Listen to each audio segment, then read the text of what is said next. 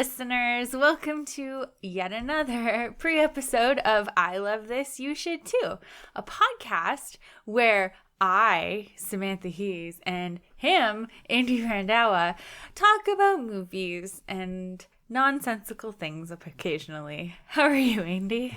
Well, I'm going to be very sensical today. You have been doing some research. We'll get to that, but yeah, I'm not well. I've been going too far. Uh-oh. I learned some things. We were sitting on the couch doing podcast prep, and he kept turning to me and asking about, like, do you know anything about this?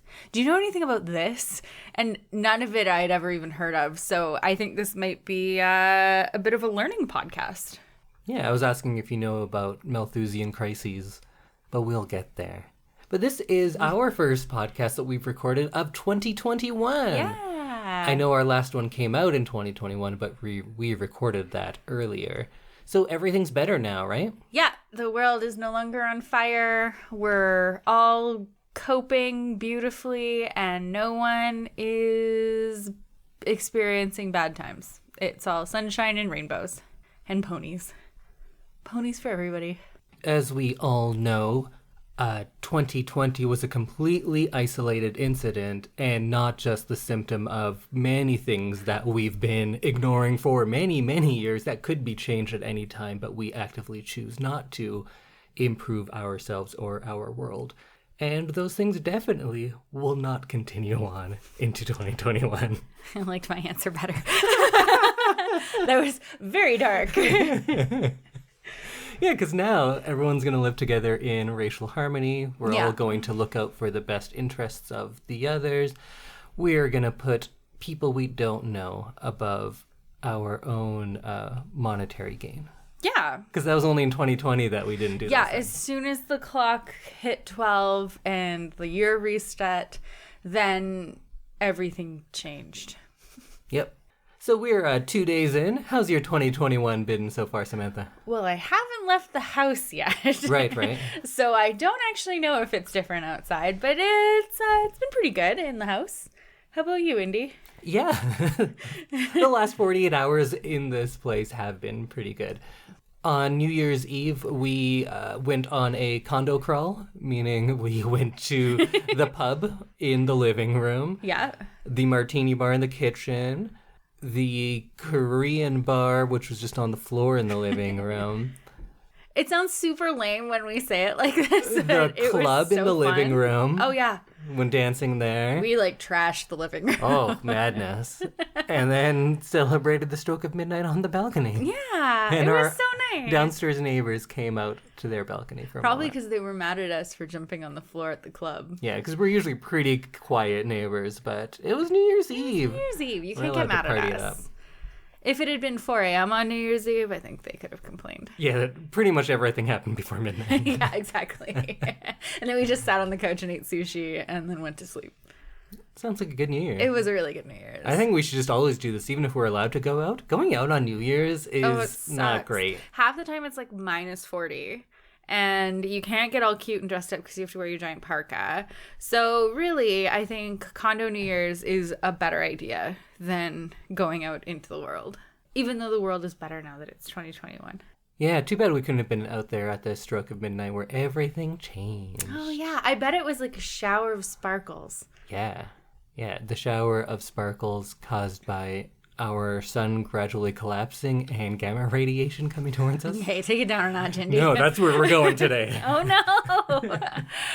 So how this podcast works is this week we each have a thing of the week, something we've been interested in lately, and then I'm going to tell Samantha what we'll be watching for our big episode next week. I'm excited. So, Indy, what have you been watching this week? What's your thing of the week? My thing of the week is the apocalypse. Awesome. And not a movie about the apocalypse, but our actual apocalypse. Cool. Because right now, I do think we are at a time where there have never been more clear and present existential risks than we have right now. But on the good side, I and many people who are much, much smarter than me believe that if we make it through the next 200 years as a species, we'll probably go for another 1,000,000. Oh. But from what a lot of futurists, physicists, historians, philosophers are saying, most people put us at about a 70% chance we will make it through the next 200 years. Okay. A lot of people are 50-50. Oh. I'm a little bit more of a bright side person, as you know. Yeah, I can tell by your apocalypse talk we're embarking on. So what are your favorite apocalypse scenarios? Zombies. Right. Well, I don't think that one's going to happen, so that's good. Okay. If it was like a quick apocalypse. Yeah, that'd be nice. Like just the earth blows up and we're all dead. Right, so that's probably not terribly likely to happen either. Like things like an asteroid hitting us. We have the ability to see things far enough away that if something were going to hit us, we would probably be able to deal with it. And the odds are just very low. But then again, it's happened once. Yeah. An asteroid killed the dinosaurs, so it's possible. Probably pretty unlikely. So I don't think we need to worry about that one too much. Basically, I don't want to know before it happens. I don't want it to be like Armageddon. Is that movie? Oh, right, yes. Where they it's like a giant countdown, basically. There's a better movie with that same scenario called Last Night, which is a Canadian film. I think Don McKellar might have done it, actually. But it's about the last night on Earth. The asteroid is going to hit at midnight or whatever, and it's just whatever everyone's doing that last night. And it's sad, but very good. Yeah, see, I just don't want to know. I don't want to count down. I don't want to be anxious and crazy. I just want to go to bed and never wake up. Yeah, that would be ideal. Chances are it won't be that way. I think we do know, and we kind of know now, and we just choose not to do anything about it. Yeah. But let's go over a few scenarios. Oh, some fun scenarios. Yeah, so I'm talking actual extinction level events. Okay, like where we all die. Yeah, not just society has changed. Right. So I don't think climate change is one of these. Huh. And it's not that I'm a climate change denier. I think that climate change is very real and entirely preventable, and it definitely could lead to some sort of Mad Max scenario. I think that's pretty likely. Wait, what's a Mad Max scenario? Oh, well, I don't want to get into Mad Max because I got too much stuff right now, but into a world where humans exist, but society as we know it doesn't exist. Oh, okay. Because all of these types of scenarios, like climate change, some people are going to survive. I don't think it's going to kill everyone. Sure, Los Angeles, yeah, you guys are gone. that will happen. Coastal cities, I don't expect will be. Yeah, and society might crumble. We might not have electricity for some time. But I don't think every human is going to die from climate change. Okay. And I think the same goes for any sort of nuclear incident. Okay. Even if there is full-out nuclear war, yeah, lots of people will die. I'm sure lots of big cities will be destroyed. Maybe half of all humanity, but not everyone. So that's good. That's positive. Yeah. We're starting off on a positive note. Yeah, I'll start off with a bunch of positivity. Heat death in the universe, we're not going to get to that point because that'll probably take 10 to the power of Google years to happen. So you don't have to worry about heat death. Okay. Malthusian catastrophes, I don't think we need to worry about in that sense. That's when agriculture and food production can't keep up with our population. Okay. Because we have been very good at genetically engineering things to feed our increasing population. Sometimes genetically modifying is a good thing. We wouldn't be able to feed everyone right now if we didn't have any genetically modified crops. Fast grow crops. Yeah. And I'm not saying this isn't a big deal because, lots of people are going to starve. Oh, yeah. That's going to happen. But not everyone. Great. So humanity continues. So we won't have heat death. Not everybody's going to starve. What other good news do you have for me? Do you want to get into some physics stuff that I'm just learning about? Oh, I love physics. I'm not a science person. So I started reading some stuff from Nick Bostrom is a good one out there who knows a lot more than I do. Dr. Ord, I'm not sure if it's Toby or Tobias. I don't want to be too familiar.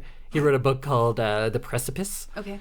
That's a good one. I've taken a bunch of stuff from that, but I haven't read it all yet. There's an institute called the Future of Humanity Institute.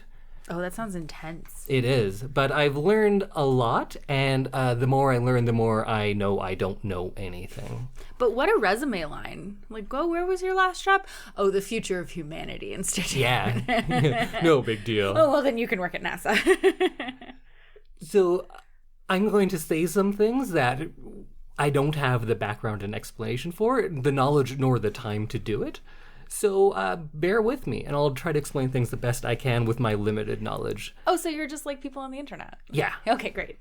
But I'm taking this information from actual people. Oh, perfect. Like the Higgs field. I don't exactly understand how the Higgs field works or how it can be manipulated, but for what we're discussing today, I think all we need to know is it kind of sets the reality of mass and even chemistry existing.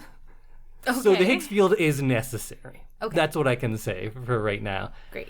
And even the people who are studying this are only now beginning to understand what it all means. But one thing that they're learning is that it can be manipulated, and a slight difference in a lower energy to the Higgs field would create a instantaneous vacuum bubble, which would mean this lower energy would start at one point, probably the center of the universe, expand all the way out, and then contract all the way in. And what that means for us is just under the speed of light, the entire universe would collapse upon itself. Oh, the big smush. The Big Crunch. Oh. It actually is called the Big Crunch. Oh, perfect. Yeah.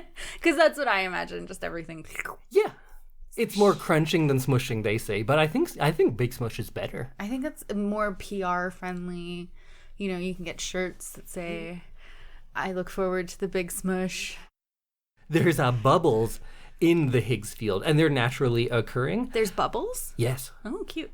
No, they're not cute. I was imagining a cute shirt that says, fight the smush, with bubbles on it. So the bubbles naturally occur, but they blink out of existence just as quickly as they arrive, so they're pretty much instantaneous. And those bubbles are what would cause the collapse of the universe. Oh, so we don't want the bubbles. We don't want the bubbles. Okay. No, but since the naturally occurring ones blink out of existence so quickly, that's not very likely to happen naturally. But that's where our super colliders come in.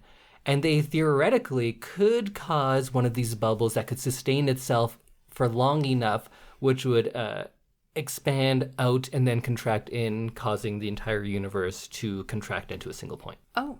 So people are working on that, working on trying to do it, kind of, okay. Which is an odd choice, but you know. Then we have man-made black holes. Yikes. So, like, Hawking put forth the idea that black holes don't necessarily have to be collapsed stars, but there's microscopic black holes that could be theoretically possible.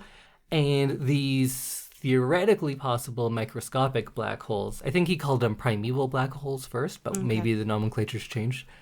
Those could be created in a super collider as well. So if a black hole were created, and if microscopic black holes actually exist, they would exist for about 1 to the negative 27th power of a second. Okay. So they're gone right away, so they can't really create any damage. But again, this is theoretical, so we don't really know. And all of this is dependent on whether or not Hawking radiation actually exists, which we also don't know. But one of these microscopic black holes, if we are able to create it, could give a low energy bubble in the Higgs field the appropriate bump. So those naturally occurring ones mixed with our man-made microscopic black hole could end the universe in the blink of an eye. Cool. That's not scary. No. Because there's like a bunch of those in the world. Yeah, and one really fun thing that I learned while researching all this stuff is at the Large Hadron Collider keeps getting knocked offline by the most ridiculous things.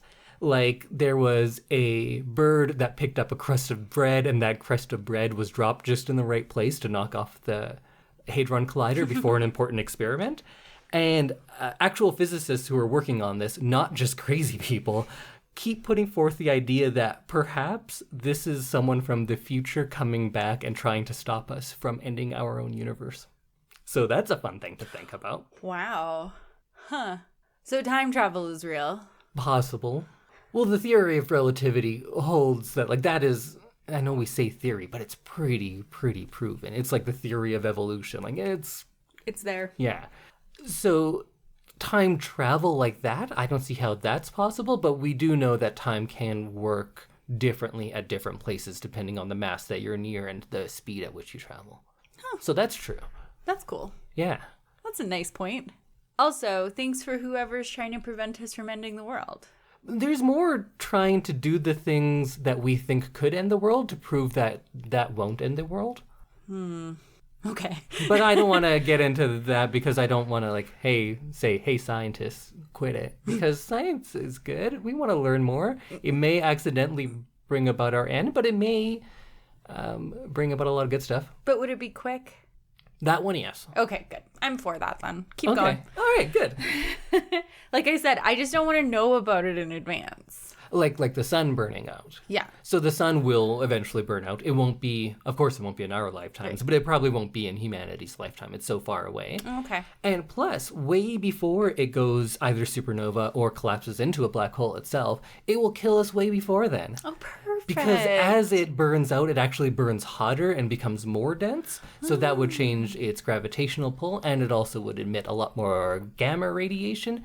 So before it blew up and killed us that way, it would already destroy all aerobic life and evaporate our oceans way before that. Oh, perfect. Okay. So I don't have to worry about that. You don't have to worry about the sun burning out. Do you want to go with a scary one first, and then we can leave the fun ones for the end? Sure. Let's talk about the scary way that we could die. How about pandemics and biological threats? Already happening. Exactly, but this one's not going to kill us all. Oh, just some of us. Yeah, exactly. Perfect. So it's not a real existential threat. Okay. But other ones will be. Oh, great. Do you know, here at the University of Alberta, they actually were able to create a completely synthetic version of horsepox. Really? So meaning just like buying stuff that anyone can buy online, like synthetic proteins, they were able to just put it together and create viruses, lethal viruses. Oh, that's fun. So now we have the technology that anyone, not even just some government lab, pretty much anyone, not pretty much anyone. I can't do that. We're not doing this in our kitchen.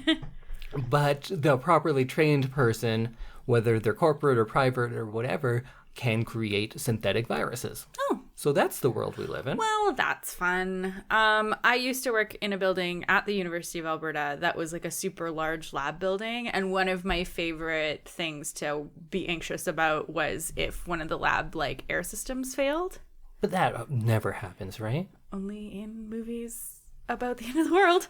Or would it surprise you to know that at such labs, in America alone, in the last 15 years, that has happened 639 times? Yeah, so that was a constant fear of mine. It's a state-of-the-art building, and I've seen plans of it. So I know there's these huge air purifiers that go straight up into the top of the building, but it still scares me.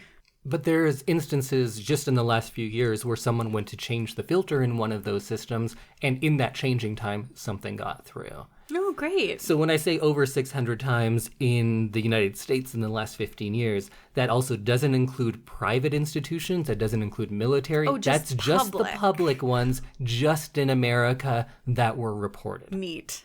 I'm so glad I don't work there anymore.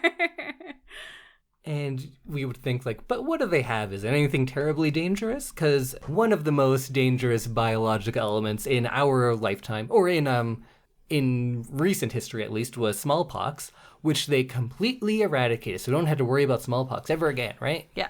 Except the Americans and the Russians refused to get rid of their stashes of it. So they have smallpox right now, and since it's been eradicated on the world, it has escaped from an American lab at least once. So fun. Yeah. So fun. And they still won't get rid of them. Why? I guess there is a lot of research to be done because you can research how it worked to work on vaccinations and things like that. And if there's something that comes up that's close to it, they can start working on cures by using the smallpox variants. Right. And then work on the actual virus after. And another thing they can do with stuff like that is something that has already happened, where they took the bird flu, was often called here, the avian flu. Yeah. But with the lethality of that, but they made it much, much more communicable. Oh, great. So they're creating super viruses and super flus right now to like learn about it, but they're creating them in these labs which have had many, many safety lapses. Oh, great. Okay. So that doesn't make me feel any better about the fact that the pandemic is happening. No, and a year ago, I'd be like, yeah, but we would take care of that, no problem. Because if something like that got out, it's very easy to avoid it. But now we know that if all you have to do is to avoid it is stay home and wear a mask, we won't. We just will not do that. Yeah.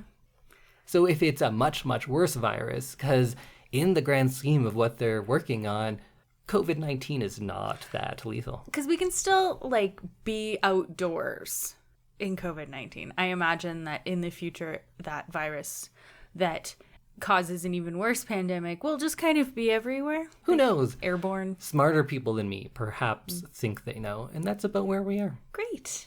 So do you want robots or aliens next? Aliens. All right. So do you believe that there are aliens? I believe that there are other life forms in the universe. I don't know how close to human they are, though. Right. Do you believe any extraterrestrial life has ever been to Earth? Yes. Oh, really? Yeah. Oh, that's something new I'm learning about you. Tell me more. I don't really have like a theory, but I think it's definitely there's unexplained things that happen in the world that could probably be explained by aliens. I go back and forth of whether I believe extraterrestrial life has ever been to Earth. Mm-hmm. I do think like there has to be something out there. Mm-hmm. I'm not necessarily sure they've been here, but I don't have a hard line on that either way. I do not think that there's like little green men often abducting people. I don't think that's true. I don't think alien abduction is a thing. Although there's a lot of good. I'm really into alien stuff too. Yeah. I'm really into a bunch of dumb stuff. That's why your favorite guy on 90 Day Fiancé is the guy who believes in aliens. Are you familiar with the Fermi paradox? No.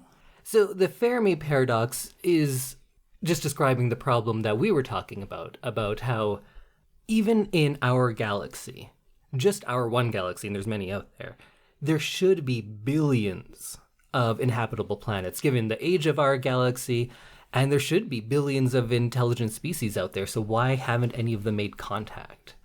Like, even at near light speed travel, like 10% of light speed, there would be enough time for them to have made contact by now.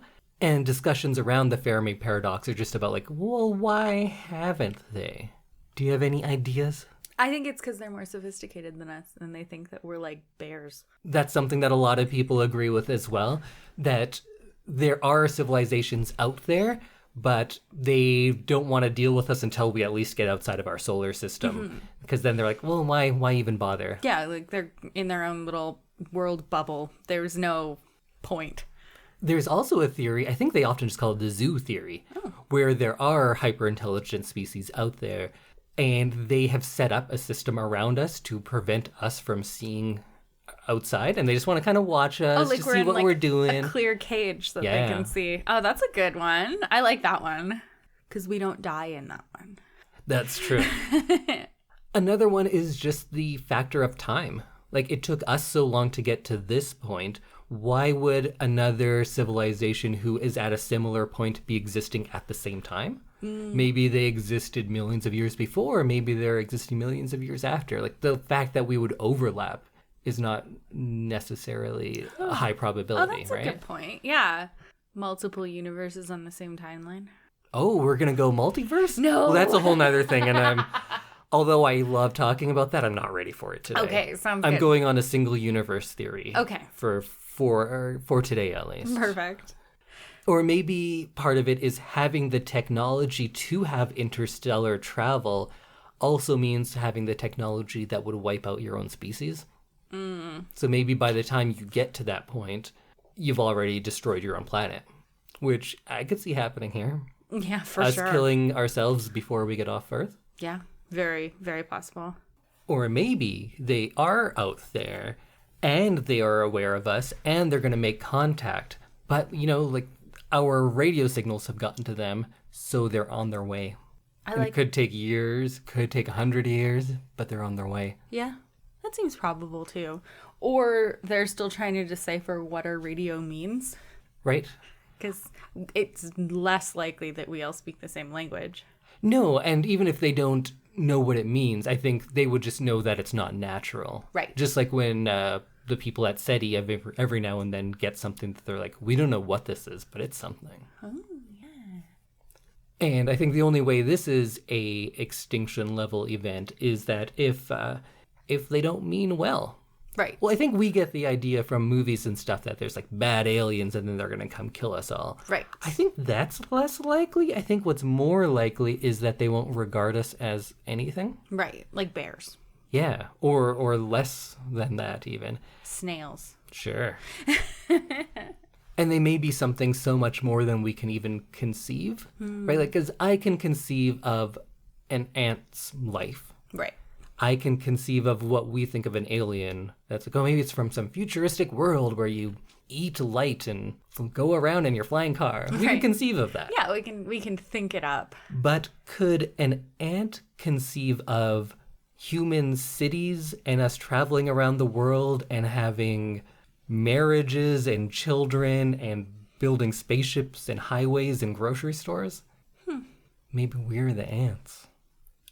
Oh. Yeah, man. Okay. I'm going to have to think about that for a while. And then you could get like more spacey with it and think like, well, maybe those galaxies are in fact living entities that we just can't conceive of because we're so far down. But that's a little crazy. I don't know about all that. Okay. Because the rest of this is stuff that I think other actually educated people agree with, not just me being crazy. The fact that galaxies are living and alive is just like crazy talk. But it's fun, crazy talk.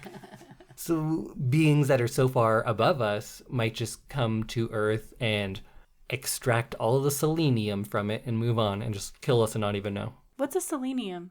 Selenium is just an element. I don't know why I chose that one. And then maybe they are like movie-type aliens, but they just don't care about us because that seems very likely because we as humans often just go to another country and someone has different skin color. We're like, yeah, just kill them. Doesn't matter. And then let's not even just say about how we treat like a chicken. They could just treat us like that because they don't care. Yeah, true. Who knows? Well, that's terrifying. But that's a fun one at least. It's a fun way to die. I think if we had to all go out, I think that would be one of my favorite ways. Okay. Because then you like learn something. You're like, huh, aliens are real. Who knew? And then you're dead. You want that to be your final thought? Yeah. Okay. Yeah, totally. Cool. Robot time? Robot time. I love robot time. Yeah, that is a fun time. Every day after lunch, we have robot time where we just do the robot. Or we will now. We need to leave the house more.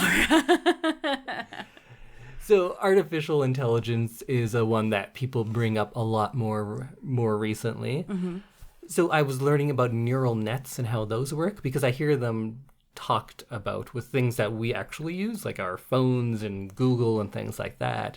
And a neural net just means it's something that's kind of mimicking how brains work. Mm-hmm. So it's less about programming a robot to do certain things and setting up the framework for it to teach itself. So a good example of this is there's this program, I guess you could call it, called Deep Patient, which was for medical diagnosis. Mm-hmm. And it was able to look at data and determine who has schizophrenia before their first schizophrenic episode. Oh. Which is something people can't do yet. No, that would be amazing, though. And this has been doing it successfully. But the scary part of it is we don't know how it knows.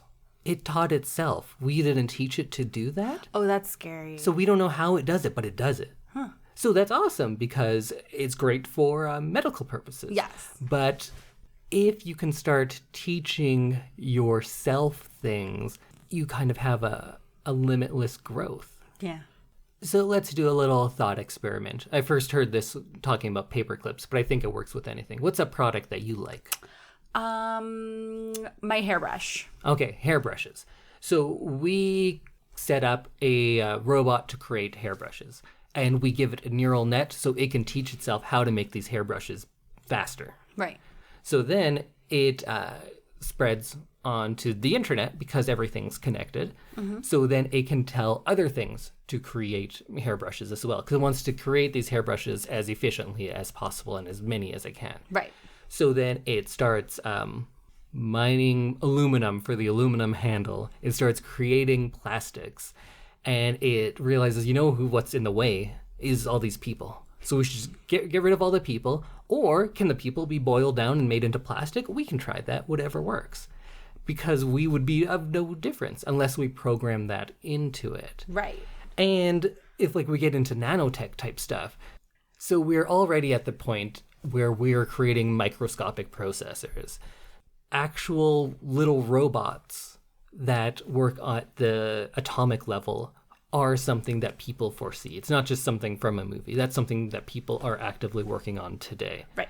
So if things are working at an atomic level, that could be amazing. You take a dose of nanites, they're going to go into your body and they're going to remove all the cancer, cell by cell. Or regrow skin, or... Exactly. So we could effectively cure death with these, theoretically. That's scary. Scary and amazing and crazy. But so what if these nanites are co-opted by your hairbrush robot? They could extract every element it needs to make these hairbrushes from wherever, whether it's from our crops, whether it's from humans. And why would this program have any compassion for people? Right. That's not what it's for. It's to create hairbrushes. So it could end humanity in the sake of making more hairbrushes. That's terrifying. How is this the fun one? And then there's the whole gray goo one, which the author has since walked back. He says, that was just a fun thought experiment. Stop talking about gray goo. So if the nanobots had been programmed to make more nanobots, because that's what we'd want, we want them to teach themselves to do it, so we don't have to create that. So these nanobots that are working at a microscopic level start taking the elements to make more of them from everything, effectively destroying all matter on the world, and it would just be full of nanobots, and you wouldn't even be able to see them, right? Just the entire Earth would look like gray goo. Well, now I'm sad about the world. There's a fun Futurama episode where that happens. Oh, gray goo? Yeah. So we could make sure none of this happens by just developing friendly AI. You program in compassion or program in humans are your masters, do not hurt them. Right. And that's something that people are working on now as well. But the downside is it's difficult and it's more expensive. So you'd think, okay, it's a little more difficult, a little more expensive, but it won't bring about the end of humanity. So people would do that, right? No, why would they? We won't wear masks. Why would we program the robots to not kill us? We already know there's things we're doing that will end humanity unless we stop. And we have 50 years to change it. And we're just nah, I'd rather not, though.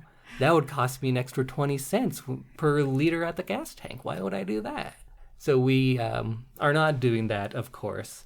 And even if the entire world gets together and says, okay, we have to program this in, all it takes is one person not to. And we could end from AI becoming super intelligent as it teaches itself more and more things and creates things at a level that we could never conceive of. Okay.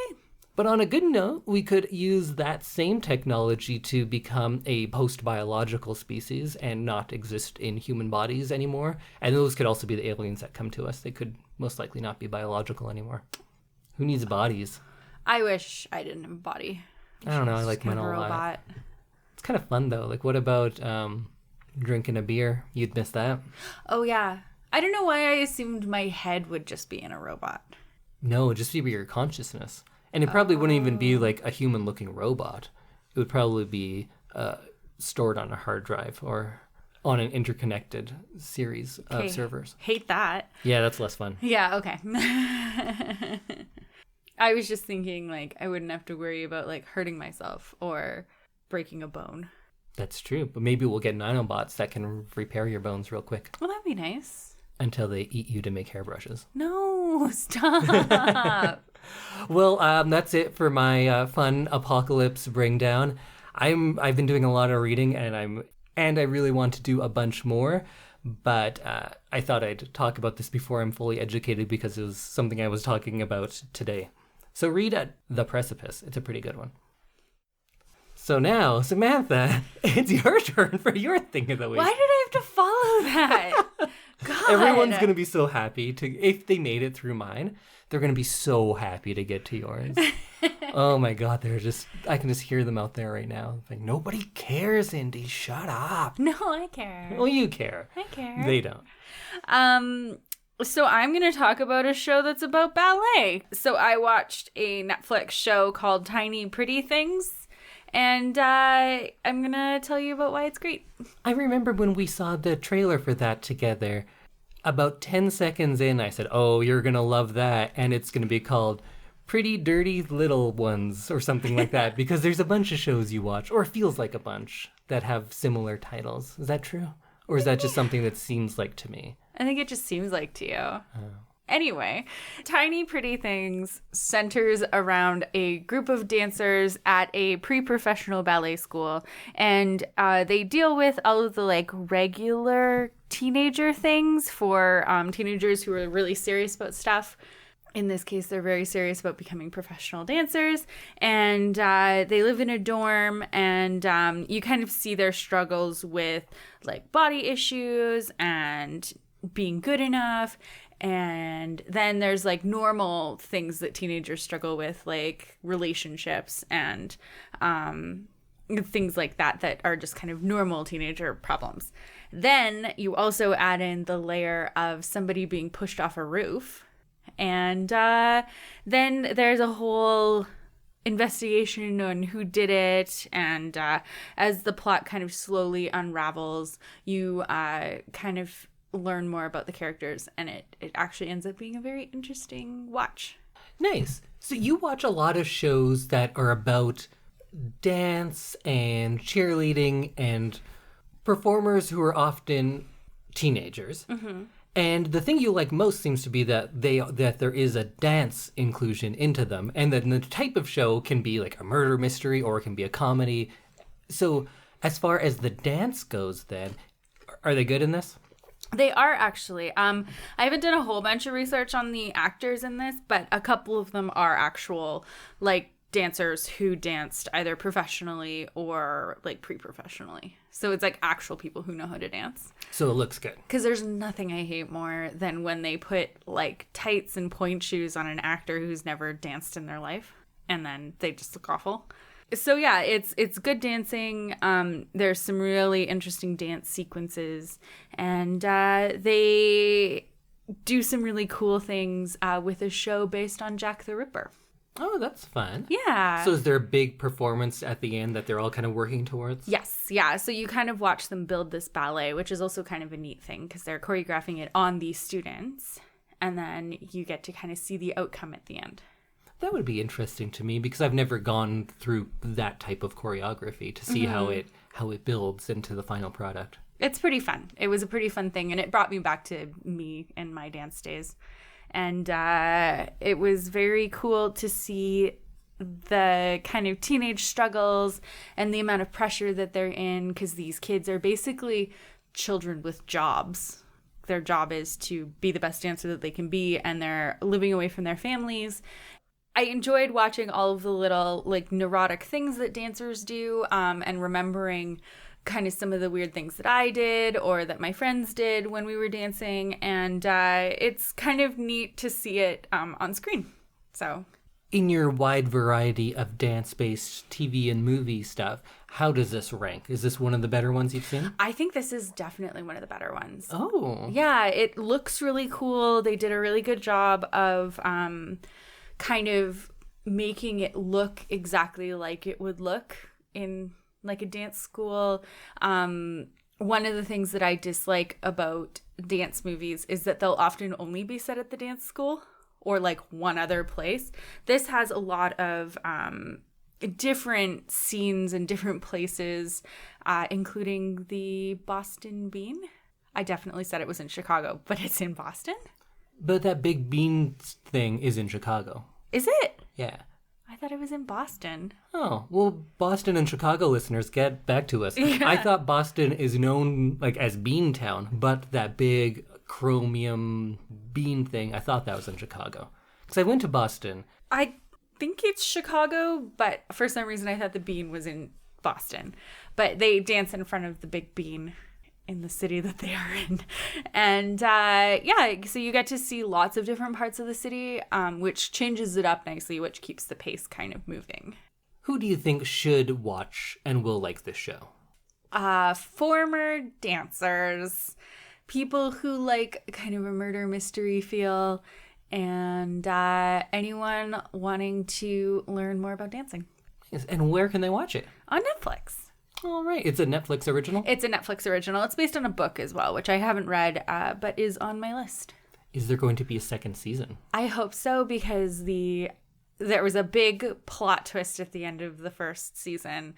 So I'm really hoping that they continue on, because there's more questions that need to be answered. Right. So they're definitely hoping for a second season. I think so, yeah. Because it just came out right before Christmas, I doubt that it's even been announced. But it was very popular at the beginning of its release. So hopefully they will make a second season, because I really want to see more good dance. Nice. So that is Little Pretty Things? Tiny Pretty Things. Tiny Pretty Things on Netflix. Yeah. So, Indy, the reason that we're all here.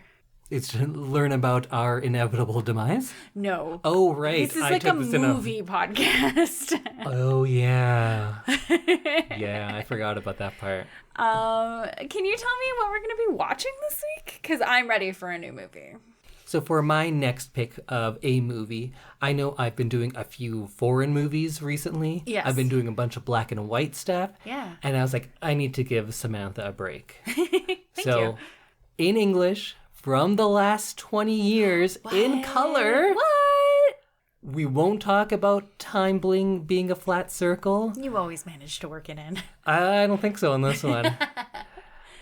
And we are going to be watching the 2006 film, Children of Men. Oh, okay. Do you know anything about this movie? I do not. I know the title, and that's it. Please tell me about it. So it came out in 2006, and I thought it may have been the best movie of that entire year. Did not get wide critical praise at all. I think it's one of the most underrated movies. And I know I say that a lot about things that are kind of a more underground type movie, a weird movie, a more artsy movie. Mm-hmm. This is like a blockbuster type movie. Huh. I don't know why it didn't get the recognition I feel it deserves. It was directed by Alfonso Cuarón, who has done things like Y tu mamá también, Gravity. Gravity's another one that got so much praise when it first came out. Everyone's like, it's amazing, and then we never talk about it anymore. I wonder why that is. I think it still holds up. I liked it. But anyway, he directed that. He directed Roma most recently, which I have not seen, but I really should, because the more I look at it, although a not terribly prolific director, I think he's one of the most talented directors living and working today. It stars Clive Owen. Also, Julianne Moore is in it. Michael Caine, who's one of my very favorites, is in it. And someone who I don't know from much else but is very good in this is Claire Hope Ashity. Oh. And I'm bringing this movie to you because it's not one that necessarily is like a brilliant commentary on a type of film, like a lot of the stuff I do. It's not reinventing or revolutionizing things. It's just a great example of what it's doing. Rather than completely innovating, it exemplifies a lot of great filmmaking techniques. So I think it will be a very comfortable view for our listeners, because it's not something that is going to seem like crazy and out there. It's an action movie a lot of the time. It's a drama a lot of the time. And it's kind of one of those dystopian futures that we see a lot, but I love how they do it in this one. We're not going to talk about it too much here, but it just seems so much more believable, especially after the last year we've gone through. Yeah. We're going to see a lot of things that this movie got right about how we would treat a potential crisis. Okay. In addition to just being a great example of a lot of filmmaking techniques. The performances are great. The cinematography and direction are amazing. The camera work is something that I want people to pay attention to, because sometimes we see really long camera shots and they're gimmicky. This does it in an amazing way. There's so many that I don't know how they did it, but it's great either way. Pay attention to the background. There's so many things happening in the back just when a train's going by that if you actually look at it, it might inform you as to where the movie's going and give you a lot of insight into this world. Oh. It's just really great world building. Cool. So this takes place, I think it's in 2027. I'm not sure about that, but it's in the near future. So technology's a little different, but not so far. Right. They don't have flying cars or anything like that. Okay. But their computer monitors are really thin. So it's like something that, like, yeah, I could see that being That's where the we're future. heading, yeah. And nobody knows why, but people cannot conceive children. So there hasn't been a pregnancy in, I think, 18 years at the point where this movie takes place. Wow. And it's just about how society is dealing with this and also how each individual is dealing with it. And I think it's like a great mirror to be watching now because just as with our pandemic that we went through, people deal with it in incredibly different ways. Yeah. Countries deal with it in incredibly different ways. True. And we get to see how politics and religion and all of that gets mixed up into something which we should all really be able to agree upon, but we just can't. Okay, so some familiar things from this last year. Let's watch a trailer for it. Okay. The trailer came out in 2005 before the movie did, so it's kind of that time. So it makes it seem a little more, perhaps action-heavy than it is. But let's watch. The world was stunned today by the death of Diego Ricardo, the youngest person on the planet. The youngest person on Earth was 18 years, 4 months, 20 days, 16 hours, and 8 minutes old. The ultimate mystery. Why are women infertile? Some say it's genetic experiments, pollution. Why do you think we can't make babies anymore? Doesn't matter. It's all over in 50 years. It's too late. Move along! Move along! I'm sorry about the theatrics. Police have been a pain lately. I haven't seen you for nearly 20 years. I need your help. Not for me, a girl. Need to get her to the coast, past security checkpoints. It's hard for me to look at you. He had your eyes. So why did you come to me? I trust you. Show him.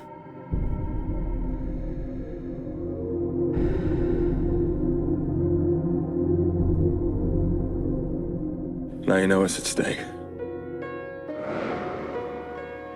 We have to meet the boat. What is this boat? The Human Project have sent a boat. The Human Project? It's the greatest minds in the world working for a new society. Your baby is the miracle the whole world has been waiting for.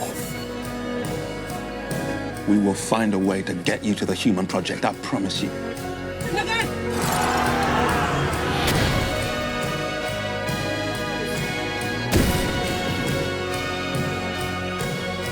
We're almost there, kid. We're almost there.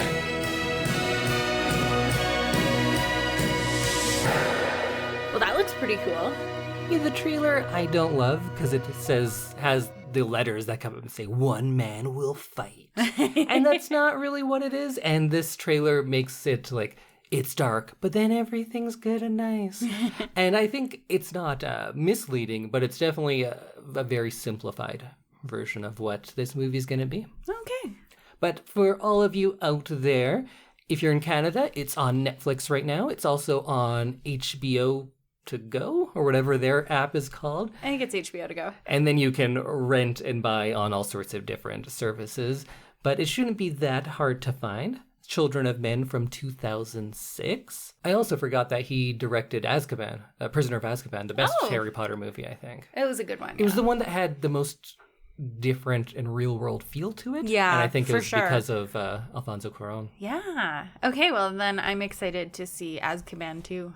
Yep, that's what this movie is. Harry Potter is in it.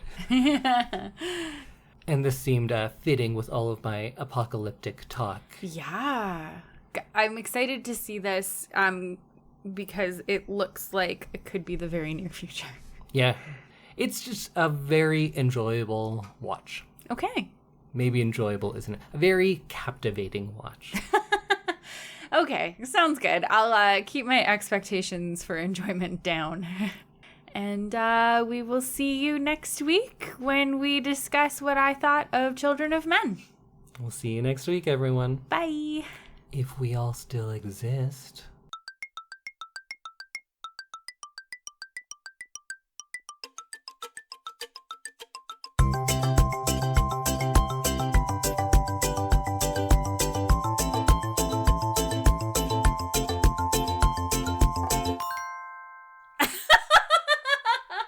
Oh, why are things black licorice flavor? I don't know. Why'd you chew it? To get rid of it faster. You can just take it out of your mouth. Good point. Good I point. was waiting for your face, though. Ugh, gross.